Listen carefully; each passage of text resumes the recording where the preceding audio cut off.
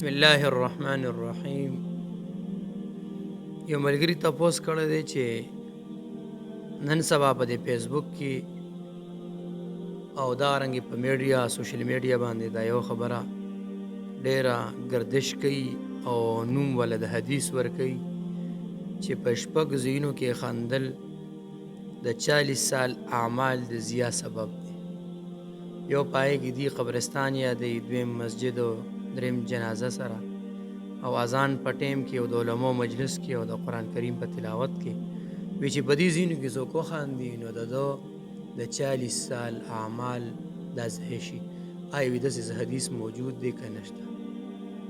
کتب احادیثو کې او د حدیث مبارکو په ذخیره کې په دې الفاظو سره حدیث موجود نه دی.